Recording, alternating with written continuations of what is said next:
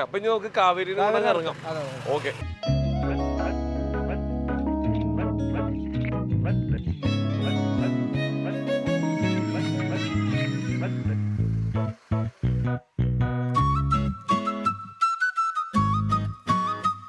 മൊത്തത്തിൽ എത്ര വണ്ടിയുണ്ട് നമുക്ക്?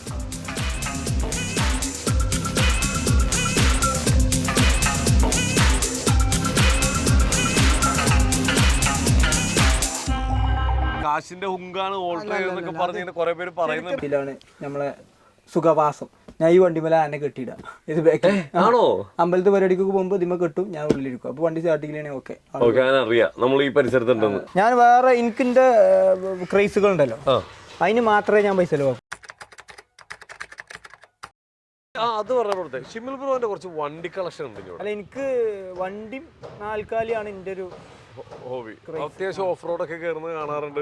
നമ്മുടെ ഫ്ലഡില് ഏറ്റവും കൂടുതൽ റെസ്ക്യൂ പ്രവർത്തനം നടത്തിയ ഒരു ടീമാണ്. ഒരുപാട് മൊമെന്റോ ഒക്കെ കിട്ടിയത് ഞാൻ കണ്ടായിരുന്നു.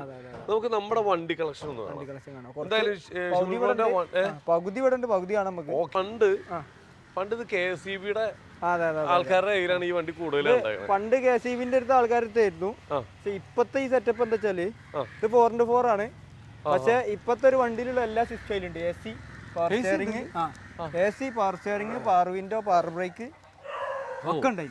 നമ്മൾ ചെയ്താണ്. ചെയ്താണ്. ഇതിപ്പോ വണ്ടി ഇത് 4-wheel ഡ്രൈവ് ആണ്. 4-wheel ഡ്രൈവ് ആണ് വണ്ടി. ഇത് കൊണ്ട് ലോങ് ഒക്കെ പോയിട്ടുണ്ട്. ഞാൻ മറ്റേ ഞങ്ങള് ഓഫ് റോഡ് പോകുമ്പോ, ഓഫ് റോഡ് മല കയറുമ്പോ നമ്മൾ ഫുഡ് ഉണ്ടാക്കാനുള്ള സെറ്റപ്പും പിന്നെ ഞങ്ങൾ ബൈക്കൊക്കെ തീ കയറ്റും. മനസ്സിലായോ?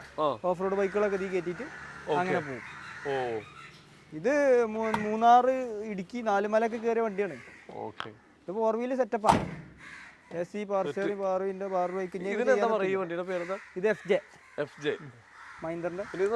ഇത് നമ്മളെ കാവേരിന്റെ സ്വന്തം വണ്ടി. ഇതിപ്പോ ഞാൻ കഴിഞ്ഞ മാസം ഇത് 4-wheel ആണ്. ഇത് രസം കേക്കി. അതായത് കഴിഞ്ഞ മാസം ഇൻസ്റ്റാഗ്രാമിൽ ഒരു പോസ്റ്റ്, ഇങ്ങനെ ഒരു വണ്ടി കൊടുക്കാണ്ട് 4-wheel ഡ്രൈവ്. രാത്രി പോയി ഇത് 4x4 ആണ്. ഒക്കെ വർക്കിംഗ് ആണ്. ഇനി ഒന്ന് ബോഡി പണിയൊക്കെ എടുത്തൊന്ന് കുട്ടപ്പനാക്കി ഇറക്കാളാണ്. അടുത്ത റീലിൽ കാണാം. പുലിക്കുട്ടനാണ്. ഞാന് വന്ന പിറ്റേ ദിവസം ഇവിടെ ഒരു ലോറി 13 ടണ്ണ് ലോഡ് വലി മുട്ടി നിന്നു. സെക്കൻഡ് ഗിയറിൽ വലിച്ചേറ്റി. ഇത് ഏത് മോഡല്? ഇത് 80 സംതിങ് ഉള്ളു. നമ്മളെക്കാളൊക്കെ 10-15 വയസ്സ് അധികം ഓണം ഉണ്ടോ? അതെ, അധികം ഓണം ഉണ്ടാ. ഇനി നമ്മളെ കുറച്ച് അകത്ത് കിടപ്പുണ്ട്. ഞാൻ വേറെ എനിക്കിന്റെ ക്രൈസുകൾ ഉണ്ടല്ലോ, അതിന് മാത്രമേ ഞാൻ പൈസ ചെലവാക്കുള്ളൂ. അങ്ങനല്ല, വേറെ ഈ പറഞ്ഞ മാതിരി ഡ്രസ്സ്, ഫോൺ. ഇപ്പൊ ഫോൺ കണ്ടില്ലേ? ഫോണ് സംഭവം ഇത് പിന്നെ അതായിട്ട് നടന്നിട്ട് അനിയന് കുറച്ചിലായിട്ട് വാങ്ങി തന്നാണ്. എന്റെ ഏട്ടനാണ് കാട്ടുമ്പോൾ ഒരു ലോക്കല്. ഈ ബോർഡ് ഞാൻ വന്നപ്പോൾ ശ്രദ്ധിച്ച, ആനയെ സന്ദർശിക്കുന്നത് കർശനമായി നിരോധിച്ചിരിക്കുന്നു. വീട്ടുകാരെ ദയവ് ചെയ്ത് ബുദ്ധിമുട്ടിക്കരുത്. അത് ഒന്ന് ഇത് നമ്മളെ റോട്ട് വീലർ ഉണ്ടായപ്പോ അന്ന് വെച്ചതാണ്. അന്ന് അതിന് നമ്മള് അയച്ചു വിടരുന്നു. ഇത് നായ്ക്കളത്ത് എന്താ വെച്ചാല്, നായ്ക്കൾ ഇവിടെ പല ജാതി ഉണ്ടല്ലോ. ഇതെന്താ കേസ് വെച്ചാല്, വീട്ടുകാർക്ക് കിടന്നുറങ്ങാൻ ഒരു സുഖമില്ല. ഒന്നെന്താ വെച്ചാല് നമ്മളിവിടെ വൈകി കിടക്കും, നേരത്തെ എണീക്കും. 4-4:30 ആകുമ്പോഴത്തേനും എല്ലാവരും എണീക്കും. പാപ്പൊക്കെ ഒരു 5 മണി നമ്മൾ പോവും. രാവിലെ പോയി പള്ളിയിലൊക്കെ പോയി വരുന്ന ആൾക്കാരാണ്. അപ്പൊ അതൊക്കെ കഴിഞ്ഞ് വന്ന് ഒരു 10-11 മണിക്കൊക്കെ കിടന്ന് കുറച്ചേരം ഒന്ന് കിടക്കാനായിട്ട് കിടക്കും. ഇത് ആളുകൾ ഒരു തൊഴിലും കൊടുക്കില്ല. ആനനെ കാണാനും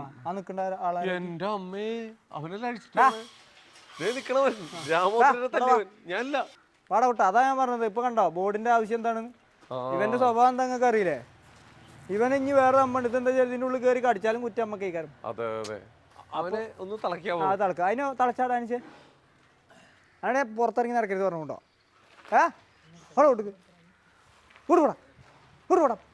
പോ.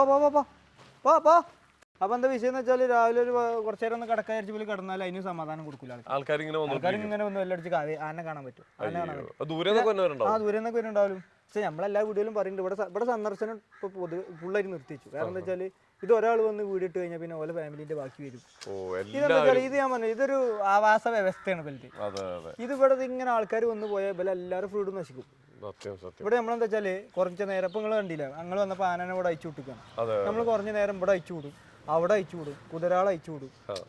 അപ്പൊ ഇതെന്താ അതിന്റെ അടിയിൽ കൂടെ ആരും കയറി വന്നത് എന്താ സംഭവിച്ചു കഴിഞ്ഞാല് മറ്റേ ഒരു സിനിമയിൽ പറഞ്ഞു കേട്ടല്ലേ ആനയുടെ മേയാൻ പോയേക്കണെന്ന് അതിവിടെ നമ്മൾ കണ്ടോണ്ടിരിക്കുന്നത് അടുത്ത നമ്മുടെ പുലി കിടക്കുന്നത് അത് എന്താ സംഭവം എന്ന് വെച്ചാല് മഹീന്ദ്രയാണ് എന്റെ ഒരു വീക്ക്നെസ്. അപ്പോൾ മഹീന്ദ്രന്റെ എല്ലാ മോഡലും എൻ്റെ അടുത്തുണ്ട്. ഇത് ബൊലോറിന്റെ ഡബിൾ ക്യാബിന്, അത് സാധാ ബൊലോറോ സൈഡ്. അതെന്താ സംഭവം എന്നോ, അതുപോലെ കാവേരിക്ക് പട്ട വെട്ടിയതാ പന ഒറ്റ മറിച്ചില് വണ്ടിയിലേക്കാ. അപ്പൊ എന്താ പറയുക, ഇപ്പൊ ഒരു വർക്ക്ഷോപ്പ് തുടങ്ങിക്കണു ഞാൻ. അപ്പൊ സ്വന്തമായിട്ട് വർക്ക്ഷോപ്പുള്ള അഹങ്കാരം തീർത്താണ്. കുഴപ്പമില്ലല്ലോ, അവിടെ കൊണ്ടുപോയി പണിയെടുക്കാം. അത് വാപ്പാന്റെ ഇത് വാപ്പാന്റെ മുമ്പത്തെ വണ്ടിയാണ്. അപ്പൊ അനിയന് വാങ്ങിക്കൊടുത്താണ് ഓട്ടോമാറ്റിക്. ഇതാണ് വാപ്പാന്റെ മുമ്പത്തെ വണ്ടി. അപ്പൊ ഇത് ബൊലോറോ, ഇത് അതും 4x4 ആണ്. ഇതും 4 ആണോ? അതും 4x4 അല്ലാത്ത സാധനം ഞാൻ കൈവെക്കൂല. ഇത് പിന്നെ ക്രിസ്റ്റ. ഇത് ഞാൻ പിന്നെ നമ്മളെ ഫോർച്യൂണർ പുതിയതുണ്ടായിരുന്നു ഇവിടെ. അപ്പോ അതില് യാത്രാസുഖം ഒരു പ്രശ്നം. അപ്പൊ ഞാൻ അതെ ഇത് അർബാനിയ. ഇത് നമ്മള് ഇവിടെ ഫസ്റ്റ് അർബാനിയ മലപ്പുറത്ത് ഇറക്കുന്നുണ്ട് നമ്മളെ ഈ വണ്ടി. അതാ കാവേരിന്റെ ഫോട്ടോ ഉണ്ട്. ഇതാണ് നമ്മള് സ്കോഡ് നമ്മുടെ അതായത് കാവേരിനെ കൊണ്ടൊരു ഫംഗ്ഷന് ഒരു ഇപ്പൊ പൂരത്തിനോ നേർച്ചയ്ക്കൊക്കെ പോവുകയാണെങ്കിൽ ഒരു 10-15 സ്കോഡ് ഉണ്ട് നമ്മുടെ പിള്ളേര് അല്ലേ. അവര് വരുന്ന വണ്ടിയാണ് സ്കോഡ് തന്നെ വണ്ടിയത്. ഇനി ഷിമിൽ തന്നെ വണ്ടിയാണോ? അതാണ് ഈ കിടക്കുന്ന കാരവാൻ. കാരവാൻ കാണാം. ഇതാണ് നമ്മളെ ഇന്റെ ഫസ്റ്റത്തെ കാർ കേട്ടോ. അതായത് ഇന്റെ കാറല്ല, ഇത് വാപ്പാന്റെ കാറേനു. വാപ്പ നിർത്തി, വാപ്പ വേറെ വണ്ടി എടുത്തു. ഇതാണ് നമ്മള് ആദ്യമായിട്ട് വാപ്പ ആദ്യമായിട്ട് വാങ്ങിയ അതേപോലെ തന്നെ നമ്മള് വണ്ടി. ഇതല്ല ഗുഡ്സും ബൈക്കൊക്കെ ഉണ്ട്, പക്ഷെ ഫസ്റ്റത്തെ കാർ ഇതാ. അത് കൊല്ലം റിന്യൂവലും ബ്രേക്ക് എടുക്കും. നായകൻ. ഇതാണ് ആ ഫ്ലഡിന്റെ ടൈമില് ഇത്ര മുങ്ങി ക്യാബിനോളം മുങ്ങിയിട്ട് ഇത്രത്തോളം മുങ്ങിയിട്ട് വെള്ളത്തിൽ കൂടി ഓടിച്ചു തന്നെ ഒരു വീഡിയോ എല്ലാരും കണ്ടിട്ടുണ്ടാവും. ഒരു അപ്പൂപ്പനെയൊക്കെ ഇരുത്തിയിട്ട്. ഇവനും മജൂക്കും കാവേരി ഒരേ മാതിരിയാണ്. ഞാൻ അതിലെ പോയി അതിലൊക്കെ പോരും. ഞാൻ മതിലാടി, ഓലിന്റെ മതിലാടി. അതായത് നമുക്കൊരു വിശ്വാസം ഉണ്ടല്ലോ. ഞാൻ പറഞ്ഞല്ലോ ഇപ്പൊ വേറെ അവിടെ കുതിരകളുണ്ട്, ഞാൻ അവരെ കൊണ്ടുപോകാത്ത എന്താണ്? എനിക്ക് മജൂക്കിന്റെ അത്ര വിശ്വാസം പോലെ ഇല്ല. അതുപോലെയാണ് എന്റെ വണ്ടികളില് കാട് കയറാനും മല കയറാനും എനിക്ക് ഇവണ്ടെങ്കിൽ ഡബിൾ പവറാണ്. ഇതാണ് നമ്മുടെ കാരവൻ. അവന് കെട്ടില്ലടാ.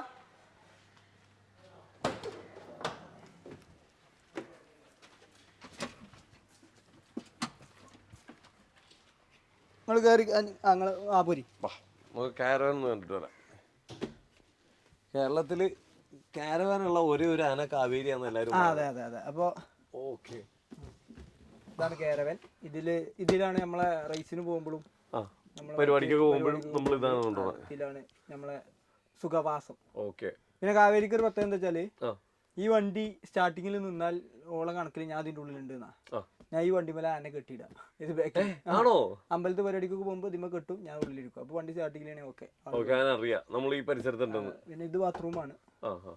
പിടിച്ച് അങ്ങനെ ഇത് നമ്മള് എടുത്തിട്ട് അല്ല, ഇത് വേറെ ഏതൊരു ഗൾഫ് ടീമോ അങ്ങനെ എന്തോ ചെയ്തതാണ്. അവര് കൊടുത്തപ്പോ ഞാൻ എടുത്തു. പ്രൈവറ്റ് വണ്ടിയാണ്. സെറ്റ്. എന്തായാലും അടിപൊളി. ഇതുകൊണ്ട് ലോങ് ഒക്കെ പോകാറുണ്ടോ ഫാമിലി ആയിട്ട്? ഇല്ല, ഫാമിലി ഇത് കയറിയിട്ട് വളരെ കുറവായി കാരണം. പിന്നെ അതുപോലെ ബൈക്കൊക്കെ നമ്മുടെ കളക്ഷൻ അല്ലേ? അങ്ങനെ അല്ലറ ചില്ലറ. മൊത്തത്തിൽ എത്ര വണ്ടിയുണ്ട് നമുക്ക്?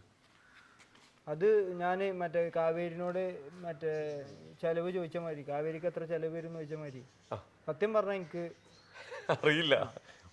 എണ്ണി നോക്കണം. കാരണം എന്താ വെച്ചാല് ഈ വണ്ടി നാൽക്കാലി എന്ന് പറഞ്ഞാല് എനിക്ക് തേച്ചതേയില്ല. ഇപ്പൊ നമ്മൾ ഇതിലിങ്ങനെ ഒരിക്കലും പോവാണ്. അപ്പൊ പറയണം അവിടെ ഒരു വീട്ടിലൊരു പശുവിനെ കൊടുക്കാണ്ട്, ഒരു ആടിനെ കൊടുക്കാണ്ട്. അപ്പൊ എന്റെ കൺട്രോള് പോകും. അപ്പൊ നമുക്കത് വാങ്ങേണ്ടി വരും. പോയി വാങ്ങും. അതില് വലിയ ഉസ്താദാണ് ഡാനിഷ്. ഒരു പുള്ളി പശുവിനെ കണ്ടു പോകും. അപ്പൊ 2 ദിവസം അതിന്റെ പിന്നാലെ എടുക്കണം, നമുക്ക് ആ പശുവിനെ വാങ്ങാറുണ്ട്. അപ്പൊ ഞാനേ പിരാന്തനാണ്, ഇന്ത്യയിലും വലിയ പിരാന്തനാണ് എന്റെ ഒപ്പം നടക്കുന്നത്. പിന്നെ വണ്ടി അതുപോലെ തന്നെ. ഇതിപ്പോ ഈ പറഞ്ഞമാതിരി ഇതൊന്നും ഈ പറഞ്ഞമാതിരി ഇത് കോടിക്കണക്കിന് ആസ്തി ഉണ്ടായിട്ട് വാങ്ങിയതല്ല കേട്ടോ. ഞാനിപ്പോ ഒരു സാധനം ഇപ്പൊ ഒരു കാരവൻ, ഈ കാരവന് പണി ഞാൻ 2 കൊല്ലം പണി എടുത്തിട്ട് വാങ്ങിയാണ്. അല്ലാതെ ഇത് ഞാൻ ആൾക്കാർ ഇപ്പൊ ഇനി അടുത്ത കമന്റ് വരും, ഓൻ എന്താണ്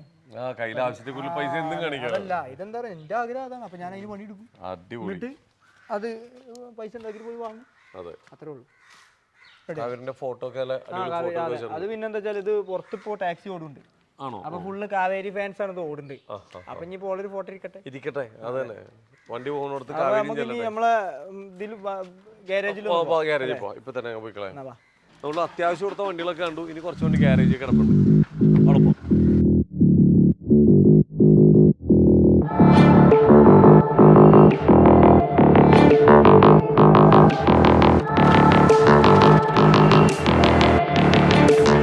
അപ്പൊ എന്തായാലും നമ്മുടെ ആ ഫ്ലഡ് വന്നപ്പോഴും 2018 ഫ്ലഡിലും പിന്നെ ആ ചൂരൽമല ദുരന്തത്തിലൊക്കെ ഒരുപാട് ഡെഡ് ബോഡീസ് വരെ എന്താ കണ്ടുപിടിക്കാൻ വേണ്ടിയിട്ട് അതെ അങ്ങനത്തെ കൂടെ കൂടിയവരാണ് ഇവരൊക്കെ അല്ലേ. അത് ഫയർഫോഴ്സ് എടുക്കേണ്ട കുറെ പണികൾ എടുത്തിട്ടുണ്ട്. നമ്മൾ ഈ പറയൂലേ ഈ വണ്ടി ഓൾട്ടർ ചെയ്ത് ഷോ കാണിക്കുന്ന പിള്ളേരെന്നൊക്കെ അതില് വേറെ സംഭവം ഞാൻ പറഞ്ഞില്ല. അതായത് ഈ ഓഫ് റോഡ് ടീം എന്ന് പറഞ്ഞാൽ ഭയങ്കര ഒരു ഐക്യമാണ്. അത് ഞാൻ പറഞ്ഞില്ല, ഞാൻ കഴിഞ്ഞ വയനാട് കുതിര റേസിന് പോയിട്ട് രാത്രി പോന്നപ്പോ ഒരു പാടത്ത റേസ് നടക്കുന്നുണ്ട്. ഞാൻ തിരിച്ചത് റൂട്ട് ട്രാക്ക് മാറി എന്റെ വണ്ടി രാത്രി ആ പാടത്ത് കുടുങ്ങി. അവിടെ കൂടിക്കേണ്ട പല ആളുകളുണ്ട്. പക്ഷെ ആരും ഇത് ഇവർക്കറിയാം, ഞാൻ സെൻട്രലിൽ ലൈറ്റ് കുത്തി ഞങ്ങൾ കുറെ നേരം കാണുന്നുണ്ട്. പക്ഷെ ആരും അത് വന്ന് മെയിൻറ്റാക്കി വന്ന് നോക്കി ചെയ്തില്ല. പക്ഷെ നമ്മൾ ഓഫ് റോഡ് ടീമിനെ വിളിച്ചു, ഒരു 10 മിനിറ്റ് ആയിട്ടുണ്ടാവില്ല. പക്ഷെ അപ്പൊ തന്നെ വയനാട് ഏതാ ടീമുള്ളത് ബന്ധപ്പെട്ടു. അപ്പൊ തന്നെ പോലെ 2 വണ്ടി ജിപ്സി ആയിട്ട് വന്നു. അപ്പൊ തന്നെ ഞങ്ങൾ വലിച്ചു കയറ്റി വിട്ടു. കണക്ഷൻ. അത് മാത്രല്ല, ഇപ്പൊ നമ്മൾ എവിടെ കുടുങ്ങിയാലും